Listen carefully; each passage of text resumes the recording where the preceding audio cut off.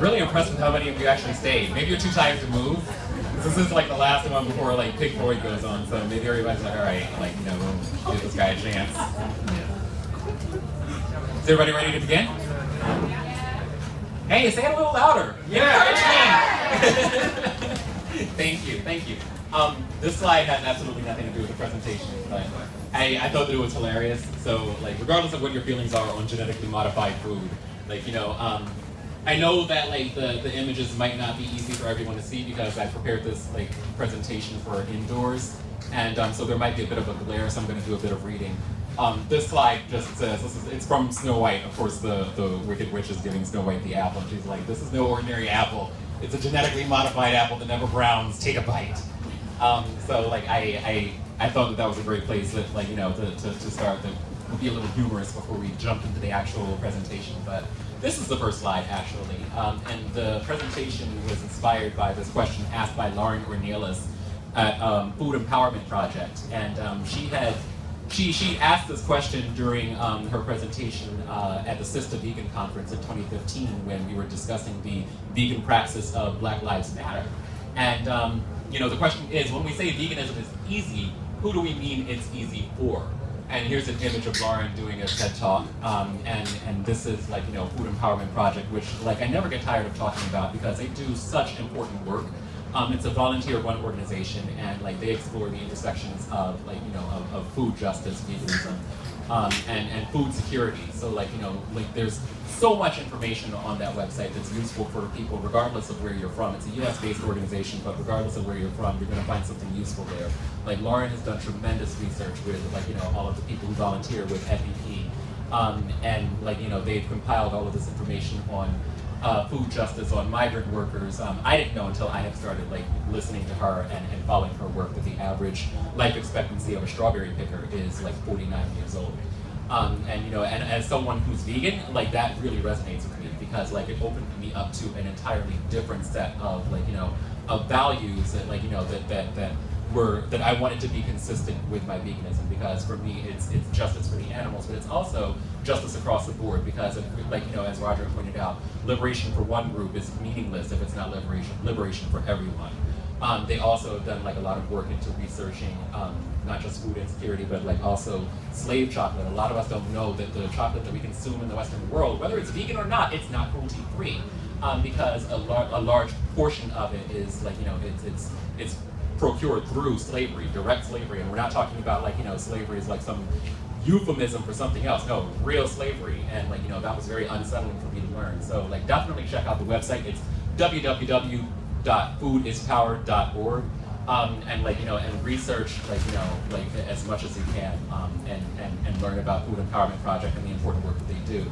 Of course, when Lauren asked that question, like, you know, she was asking it in terms of like, you know, people in Western society saying that like, you know, when veganism is like, you know, veganism is easy, who's it easy for? She meant it in terms of like, you know, like it may be easy for us in this room, or in this tent, as the case may be. Like, you know, but you know, is it necessarily easy for the like woman in South America who's working for 7 cents a day to pick our organic tomatoes? Probably not. You know, and for a myriad of reasons, but it really started me along a path of interrogating like whether or not veganism is necessarily easy for everyone in our Western society. And so when I started asking that question, I came up with a lot more questions rather than answers. And so we have this presentation here, which I call Veganism is Easy, except for when it isn't, because sometimes it's not easy. And like, you know, and we explore kind of why. What does it mean to live in a food desert? That is one of the first questions that I came across, and like surprisingly, when I asked that question, a lot of people, like when I talk about it online, don't, you know, I'm not joking about this. A lot of people think that it is an actual desert. A food desert does not look like this. Perhaps it does for some people, but like that's not what I'm talking about. I'm not talking about a physical place that has lots of sand and no water and no food. Like a food desert, after I got through looking like this and answering that question, you know, I try to explain to people that like a food desert looks kind of like this. No, still not sand, but like, you know, it's not about a physical location, like, you know, out in actual desert, but it's about like lack of accessibility to like healthy food items and healthy food options. Now, some people will say, like, well, not everybody can be vegan because some people live in food deserts, and that's not the responsibility of veganism. It's unfair to, like, make that accusation about veganism. We need food justice, and we need accessibility to healthy food, whether you're vegan or not. Hopefully, everybody is vegan. Like when we look at this long term, we want everyone to be vegan. That should be like the expectation, and violence against animals should not be the case. But whether you're vegan or not, accessibility to healthy food should be a basic right for all of us. And we kind of think well, if someone lives in a food desert, well, that just means that that they're not buying healthy food. If you were living in a food desert and you don't have access to consistent access to groceries to buy your own food, it's not like it's not like I go to the grocery store and I'm so poor that I buy the most expensive items there, which are often meat and dairy. No, it means oftentimes that I'm so poor that I can't afford to go to the grocery store at all, and that dollar menu starts to look really tempting to a lot of people. And this isn't an excuse to not be vegan, but it's just helping us to have an understanding of where people are when we initiate our conversations about veganism, because some people are approaching it from the mindset that this is what I can afford, this is what's familiar to me, and this is what I can what I'm intent on continuing to do because it's part of my basic survival. That dollar menu, yeah, I used to be there myself until I started educating myself, which is itself a privilege. Here's a definition about food deserts that that is again pulled from the Food Empowerment Project website. It says here, and again, like I said, I'll read it because I know that not everybody can see this, and perhaps the folks at home might not be able to see it either. Food deserts can be described as geographic areas where residents' access to affordable, healthy food options, especially fresh fruits and vegetables, is restricted or non-existent due to the absence of grocery stores within convenient traveling distance. For instance, according to a report prepared for Congress by the Economic Research Service of the U.S. Department of Agriculture, about 2.3 million people, or 2.2% of all U.S. households, live more than 1 mile away from a supermarket and do not own a car. I can tell you about a time, actually, within the past 6 months, when I was conducting my own personal research about this. I was staying with a friend in in rural Illinois, 90 minutes outside of Chicago, which Chicago, while that itself is a metro center, in DeKalb County, there are some limitations to access. When this friend said that he was interested in going vegan, I happened to be in a position where I could go and and coach him personally for a couple of weeks. And when I got there, I thought that this was going to be easy because I had a list of all of my favorite recipes, I knew what to make, and I wanted to make sure that all of the things that I made were easily accessible, and it sounded like a great idea on the surface. The very first day he went to work and I stayed at home. I'm a copy editor, I get to do my job from from wherever I can open my laptop. And I said to him, okay, while you're gone, I'm gonna do some grocery shopping. And this seemed easy. He took the car. I was staying in the house, and I said, well, let me find out where the nearest grocery store is. It was approximately 7 miles away. I said, all right, that's not too far. Public transportation was non-existent for me, so that was already out. Since he had taken the car, I couldn't drive myself, so I said, maybe I can call a taxi, which again is itself a privilege, because I have enough money to catch a taxi to a grocery store and back. I called the taxi service, and the guy said, I'm booked. And I said, all right, then send somebody else. And he's like, I don't think you understand, pal. Listen, Chief, I am the taxi service for this county, and I'm booked for the next 4 hours. And I'm like, whoa, okay, that is for me as a person who was living in New York, that just seemed that was so hard for me to wrap my head around. And his primary business was taking people back and forth to the train station so that they could get to their jobs in the city, which again, Chicago was 90 minutes away. And so that was his business, which is great for him. He's saturated, he's cornered the market on on this service, but for me, I'm well, I'm stuck in the house. Maybe I'll just get on my mobile phone and look for an Uber. Uber doesn't exist in DeKalb County, in Illinois. So I'm okay, great. My last option is to walk to the grocery store, which again, I'm an able-bodied person. It's a privilege. And I said, even if I walk to the grocery store, looking at the route on my computer, it was not a walkable distance. I say that I can walk 7 miles, but can I walk 7 miles while carrying grocery bags back from the grocery store? And how many groceries am I going to be able to carry? How many times a week would I have to do that if I'm a single parent? How many times a week would I have to do that if I, if I wasn't an able-bodied person? And and realistically speaking, even being an able-bodied person, looking at the route, this county wasn't set up for people who were walking great distances. This county wasn't set up for people who were walking at all. There weren't sidewalks, and there were some major highways that were on the walking route.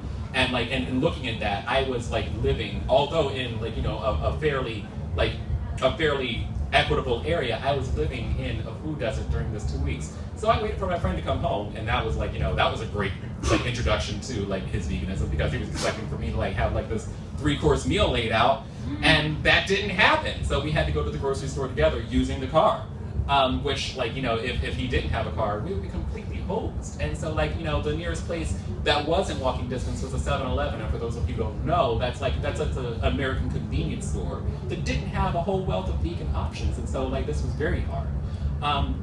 And here's the other kicker: even after we were able to buy these groceries and bring them home, all of the equipment that I had just completely taken for granted, having a food processor is a luxury. Having a high-speed blender or having a blender at all is a luxury. And in this household, like, I don't want to put him on Front Street, but oh boy, like in this household, he didn't have a cutting board or even decent knives. And so like, that was like, for me, that was so basic, but that's not basic for everybody. And that existed completely outside of my frame of reference. That was outside my consciousness because I had been so used to having that privilege for so long. So this is realistically what it looks like for a lot of people, not just me. And I'm sure for a lot of people that we're talking about here. Healthier foods, this is another quote from Food Empowerment Project's website. Healthier foods are generally more expensive than unhealthful foods, particularly in food deserts. For instance, while the overall price of fruits and vegetables in the United States increased by nearly 75% between 1989 and 2005, the price of fatty foods dropped by more than 26% during the same period. That is absurd. That is a complete failure of everybody in Congress, everybody in our political system, and indeed of ourselves who have the privilege to like advocate for those who have less than us. And like, it is like, it's appalling that like fatty foods, the price of them dropped, while healthier foods, the foods that we're used to having, like, increased so dramatically in that time period. And just in case you were thinking that like, okay, this is a US phenomenon, it doesn't affect people in the UK, here are some statistics as well. It says here, 1 in 5 parents in the UK is struggling to feed their children, news research has revealed. The research shows more than 20% of parents have skipped meals, gone without food to feed their children, or relied on family members or friends for food in the last 12 months. That's right here in the UK. The research carried out by Tesco, the food bank's charity the Trussell Trust, and food redistribution charity FareShare comes as the 3 organizations prepare to hold the biggest ever food collection in the UK on the 5th and 6th of July. That was in 2015. 70% of families suffering from food poverty with children in primary school education rely in some part on food supplied by schools, either through free school meals or food given out by breakfast or after-school clubs. So sometimes your reliance is on the system. And like, food insecurity impacts so many people and we don't think about it. Sometimes it's not about like buying the food yourself. It's about relying on like, on food programs within our education system to feed our families. And guess what? They're not giving out soy milk.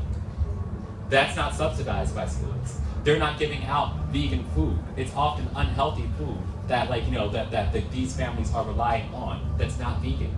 And so like, it's not necessarily like, okay, I have access to buy food myself. It's sometimes like, the system that we're relying on to feed us is not a vegan system. It's not an equitable system for humans. It's not an equitable system for the animals who are exploited and disenfranchised. And this is the reality of families that are living with food insecurity. And so, you're gonna have people that are saying, like this fine gentleman, that's not the animal's fault, Sebastian, and indeed it's not the animal's fault, but we are, again, I'm just gonna remind us all, we're talking about some of the challenges that people face in going vegan, and this is about like changing our activism to meet those challenges and understand where people are coming from. Understand that everyone is not like us in this room, everyone doesn't enjoy the same level of privilege. It says here you need to stop. When people say that, you need to remind them that this is like, you've got to chill. Oh yeah, this is an interesting slide that I included here. This is from Time Magazine. It says the rich are different.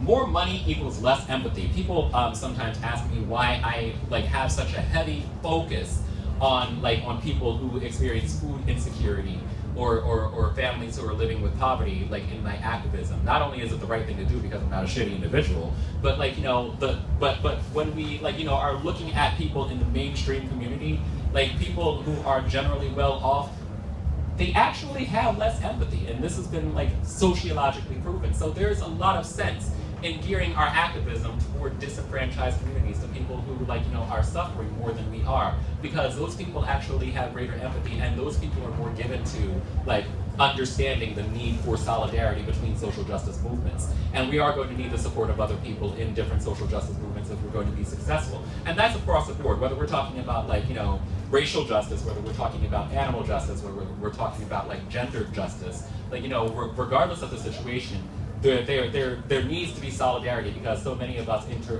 we experience these intersecting oppressions. And like as Roderick pointed out, thank you again for your presentation, like, you know, that this is about like times. It's like, you know, your oppression is multiplied by like, you know, by experiencing like these situations concurrently. And this is a bit about the research that explains that, you know, how people are like, you know, how people who have less money or who are less financially well off like have more empathy. This is from Scientific American, and it says here on this side, a set of studies published by Dakar Keltner, and I hope that I pronounced that name correctly, and his colleagues last year, looked at how social class influences feelings of compassion toward people who are suffering. In one study, they found that less affluent individuals are more likely to report feeling compassion towards others on a regular basis. For example, they're more likely to agree with statements such as, I often notice people who need help, and it's important to take care of people who are vulnerable. This was true even after controlling for other factors that we know affect compassionate feelings, such as gender, ethnicity, and spiritual beliefs. Then it goes on to say, even the growing income inequality in the United States, given the growing income inequality in the United States, the relationship between wealth and compassion has important implications. Those who hold most of the power in this country, political and otherwise, tend to come from privileged backgrounds. If social class influences how much we care about others, then the most powerful among us may be the least likely to make decisions that help the needy and the poor. This includes animals, by the way. The people who hold the most power are the least invested in, like, you know, in the welfare of everyone else. They may also be the most likely to engage in unethical behavior. And this is like, no, you can look up this research yourself. This, like I said, came from Scientific American, but like there have been multiple sociological studies that have been done that really come to the conclusion that the more power, influence, wealth you have in our society, the less likely you are to care about those who are lacking in those things.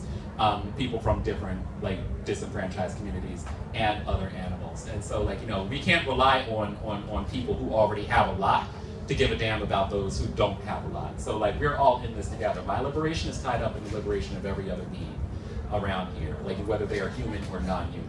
And, like, you know, people who are a part of, as they say, the 1%, they don't have that understanding. They don't have that, like, you know, that cultural experience. And they're lacking in empathy oftentimes. So we don't focus our efforts on that. There are other reasons as well that are going to influence, like, you know, whether or not people go vegan and, like, and how people react to our advocacy when we're having conversations with them. And, like, you know, and these situations also contribute to, like, you know, like I say, vegan regression or vegan recidivism, because some people want to go vegan and some people do go vegan, but they end up going back. And why? Because there's an enormous amount of social isolation and financial dependence that we often don't consider or take into consideration in our activism. Work situations. I was actually having a conversation with a friend just last night. She was at work, and, you know, and there were two people who were in supervisory positions over her that were having a conversation about, if I can believe this, like about what makes a better handbag, crocodile skin or elephant skin. And she was so effing angry because she's listening to this conversation and she's vegan, and she's disempowered by this situation, because what can she actually say? You know, when you're in a situation listening to people who, like, you know, who have more privilege than you, who are in supervisory positions over you, you know, you feel directly disempowered by this, and that's enormously discouraging. That's not a fun place to be in. Family situations, food insecurity in terms of reliance on other parents, partners, and other people. Like, you know, we have this expectation that, like, you know, you can go vegan and, like, you know, and it's going to be easy because we oftentimes assume that people are paying for their own food. When you're a teenager, you're usually, like, you know, and you make this tremendous decision to go vegan, you're not oftentimes in a situation where you get to choose the food that you eat. I know that, like, I had gone vegetarian a couple of times during my, like, teenage years, vegetarian, not vegan. You know, and like, you know, and I had this conversation with my mom because I was, like, all fired up about it and everything. She's like, well, you know, you eat what you want, but, like, I'm cooking this, so, like, you know, you eat what's served to you. That's the attitude of a lot of our parents. Hi, Mom. Sorry about that.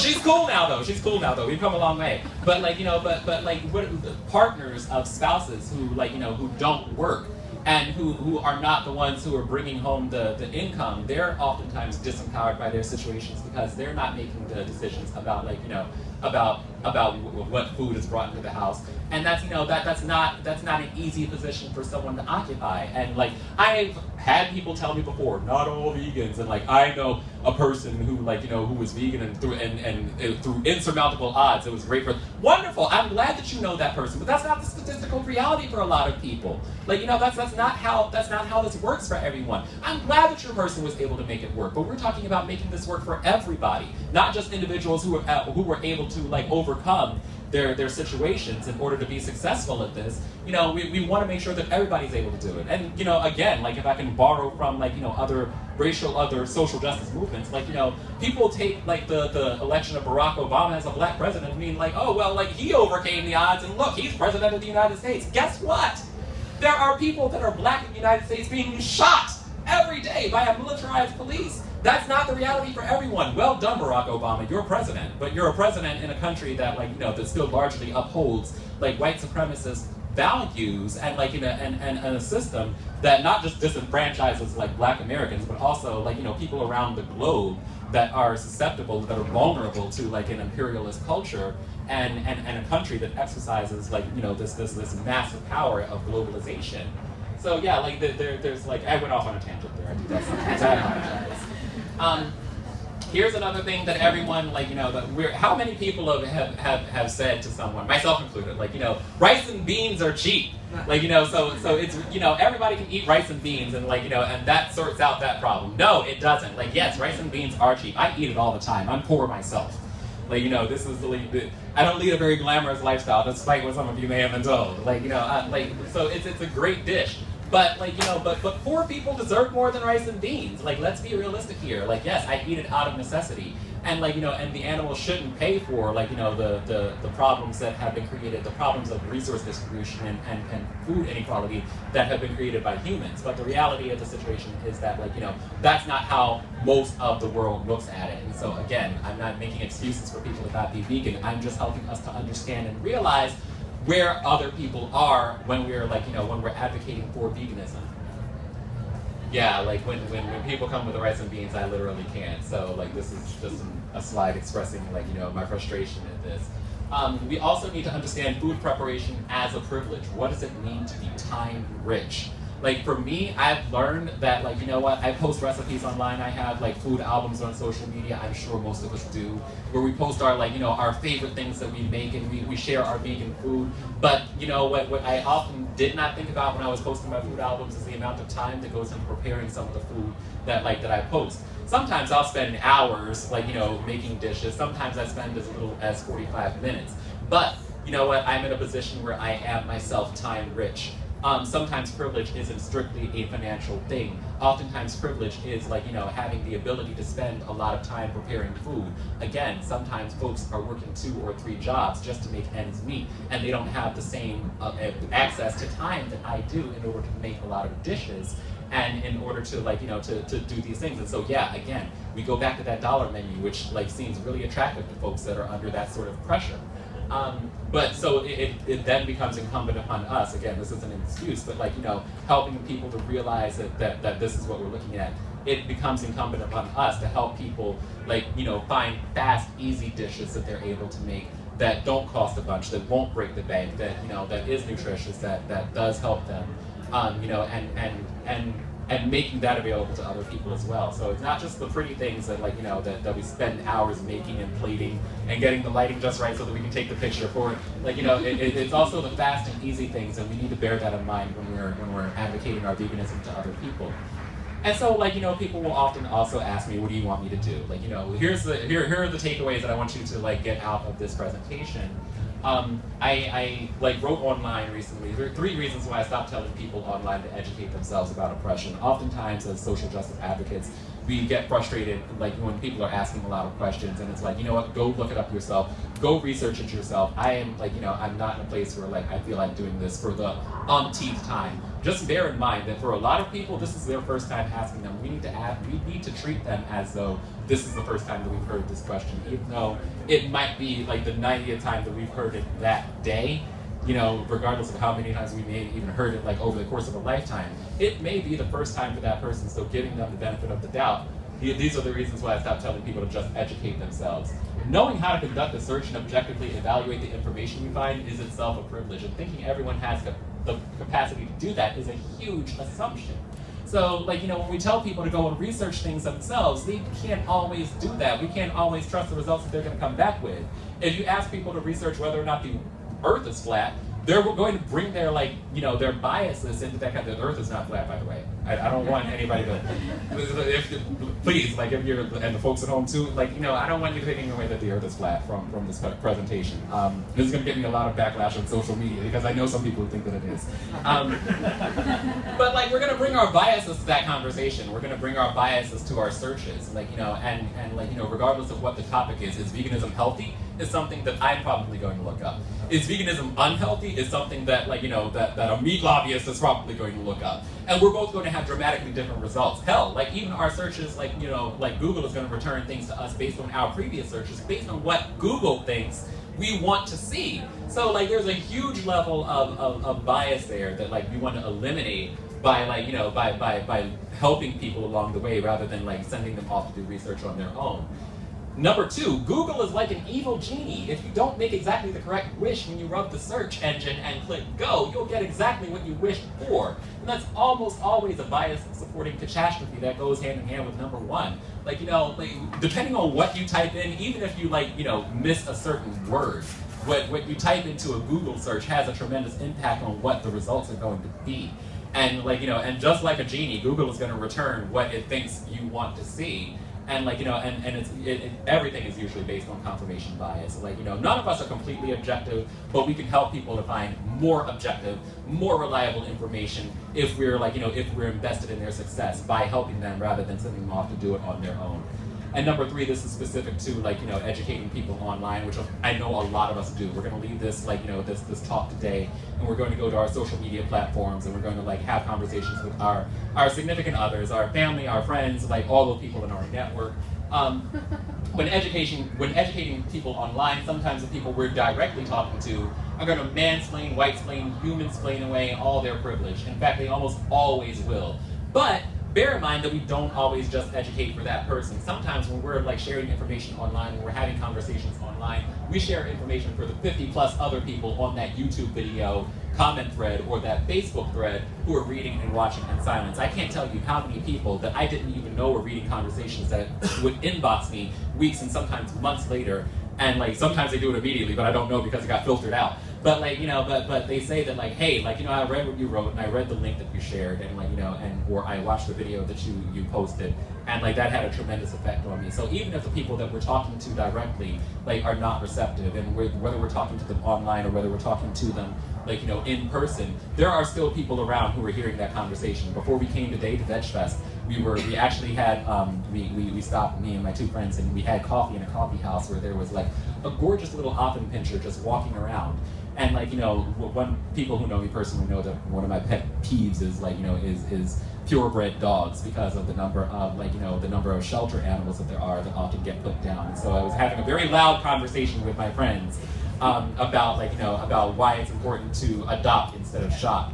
And, like, regardless of, like, you know, of like, you know, whether or not the owner of that dog was listening, there were still other people that may or may not be impacted by that conversation. So we educate not just for the person or persons that we're directly talking to, but also for the people that are, like, you know, that are tangentially related to that conversation or in proximity of that conversation.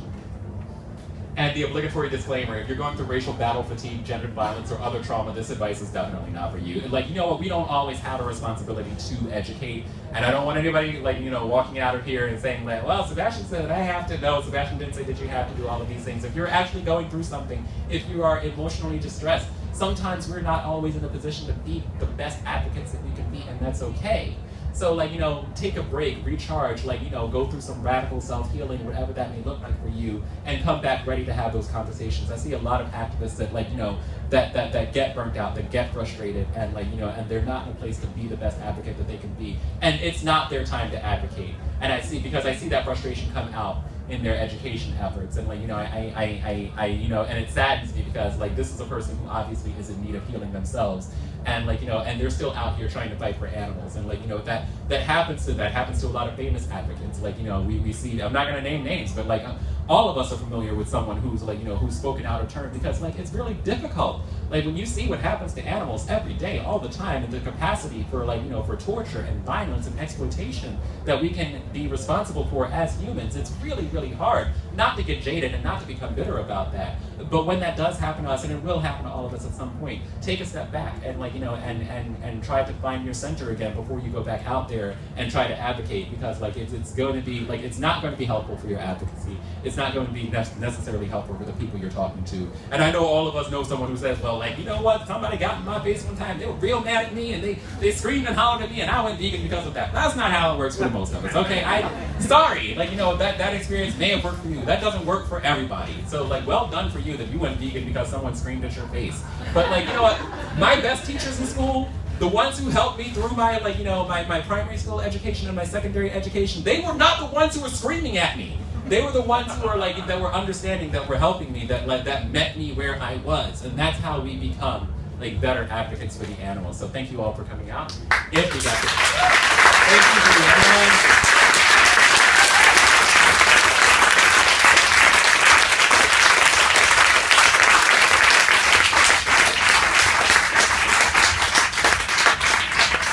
Holy smokes, it's exactly 5 o'clock, but I'm the last person, like, you know, that's I think occupying this space. So if you have questions, we can do a couple of them. Wait, one question right away? All right.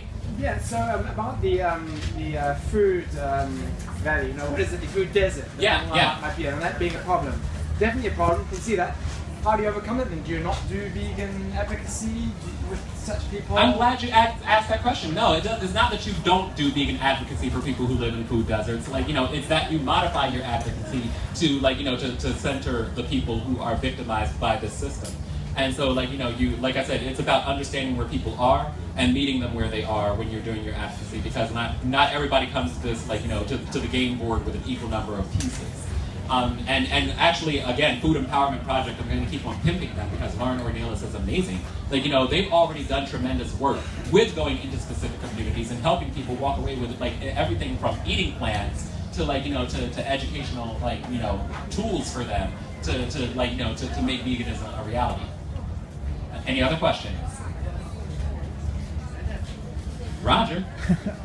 One thing that really resonated with me was that I remember doing street stalls in Liverpool in the 1980s, and we lost count of the number of people who said, I would go vegan except my boyfriend / girlfriend / wife, blah, blah, won't let me, you know. And now in Dublin, we had instances where we often get 2 people. One of them is interested, one of them stands back looking grumpy, you know. But there's sometimes when we've actually had some people being dragged away by the other person, you know. I used to intervene when that happened in Liverpool, and then I realised that I was probably lining them up for a beating later on, you know, when I learned more about domestic violence. Yeah. You know what I mean? And so that's the thing, you know, like, if you can have the keenest person who wants to go vegan, and if there's social circumstances against them, they're really against them. Right, and you know, that's another thing that we don't really acknowledge, or we don't really like that we kind of erase from our activism. Like, you know, there are like circumstances for people that make it enormously difficult. I think that you even had a conversation with me about a particularly like violent situation that someone was in with their veganism, you know, Yeah. or attempting to be vegan. Yeah. And like, you know, like I don't remember like all the specifics about that conversation, but that's so tough. Because yes, like, you know, animals have a right to not be exploited, but how do we manifest that for people who are already in vulnerable situations themselves, like physically vulnerable situations where, like, you know, where they are like at risk for like physical abuse and emotional trauma as well. So, like, you know, that's something that like none of us have a direct answer for. But of course, that's also not specific to veganism. This could be for, like, you know, any type of justice. there are like a lot of people who are invested in racial justice, a lot of white people who are invested in racial justice, who like, you know, who are from like virulently racist families, and they face a lot of stigmatization. They face a lot of like, you know, physical and emotional abuse. So it's not specific to veganism. It happens all the time across the board. This is why we say our liberation is like, you know, it's either total or it's for none of us. Yeah, yes. Following on from what you said, is like, for me, the basis of where I came to being vegan many years ago was based on the essential quality of non-violence. I saw that that was a necessity in the world, as opposed to the world that exists. And coming on from what we've been talking about today, like I said, the pro-intersectional thing, and which links in with why so many people see this as oh, that's another section, these activists who they're on their bent about this, it doesn't apply to me. And that's why it's also, when we tag ism onto these different causes, it becomes yet another part of the fragmented world that we're living in. A simple question, could we not, because what we're trying to get is the connection where everyone is looking at this as a universal notion. This is a universal application of universal benefit, which is not just of a political or a cultural persuasion. This is our connection with the natural world of living life, which is the only right that should apply to all of us, as opposed to all of these wrongs which spread all this confusion and bad, etc., etc. Yeah. One thing that like a lot of us like, you know, tend to forget is that oppression doesn't exist in a bubble. It doesn't exist in a vacuum. Like, it is all connected. Like, you know, all of these isms are branches of the same tree, and like, you know, that tree is hierarchical oppression. So like, you know, we undo all of them. You know, and when you start to undo one, it's this rich tapestry that like, you know, that you're completely pulling apart, and that's important to acknowledge and recognize. Dorina, you had a question? Yeah, you mentioned about some activists who need more self-healing. How, if you're an activist, for example, or if one of your friends, how do you know if the activist needs healing or not? Sometimes it's fairly obvious, sometimes it's not. Like, when is you it see when activism becomes negative? Yeah, when you see people like, you know, who have profoundly negative activism, you know, who are obviously in a bad place, you know, then, you know, that's a person who's usually in need of healing, and they may not even recognize it. I've been there before. Like, you know, all of us have been there before, and like, you know, and sometimes we don't, like I said, we don't always realize when it's happening to us in the moment. But I'm extremely grateful for the people who've like pulled me back from that, you know, and told me that it's time to take a time out, go sit down, watch some cartoons. You know, it's a thing. Anybody else? All right, then, like, you know, just before I close out, one more thing, because you mentioned like, you know, politics and like, you know, political action. One more thing that I just want to like make everyone aware of. I think that like, and we had touched on this last night because Dorina and I hung out a little bit last night as well when I was at the hotel. And thank you again for coming over to see me. Like, you know, like I think that it's enormously important to remember that political mobilization is a part of our activist platform as well. And we're so focused oftentimes on making new vegans and making individual people vegan that we forget about like the importance of political action and political mobilization. Like what we use phrases like, you know, I'm the voice for the voiceless, but animals aren't voiceless. What we actually mean by that is what animals lack is meaningful representation when we're speaking to power. And like, you know, and so yes, like, you know, we're in a position to like use our privilege to help other animals with that. And like, you know, and yes, it's important to like make vegans on an individual level, but let's also use the tools that we've got at our disposal to like, you know, to speak to power, to speak to people in the medical community about the importance of veganism as like, you know, as a healthy lifestyle, and not to like, you know, like treat it as this fringe issue where you can be healthy if you're vegan, but you have to take a whole bunch of supplements and you're probably like going to like suffer from some nutritional deficiencies. And like, no, like this should be the baseline for like, you know, for like, instead of animal exploitation as a baseline for like, you know, how we stay healthy, then like, you know, change that paradigm. So we need to speak to the medical community. We need to speak to the political community, like about like, you know, the reality of animal exploitation and like, you know, the human exploitation that's involved in it. We need to speak to the scientific community about the reality of like, you know, of environmental devastation and environmental racism that like, you know, that this is all a part of. You know, it's incumbent upon us to not just make vegans, but also speak to all of these individual communities that are a part of the power structure that like that upholds animal exploitation as the standard, and dismantle that as well. So like, you know, I just wanted to put that out there for everyone who's listening and paying attention. And thank you all again for like staying this long.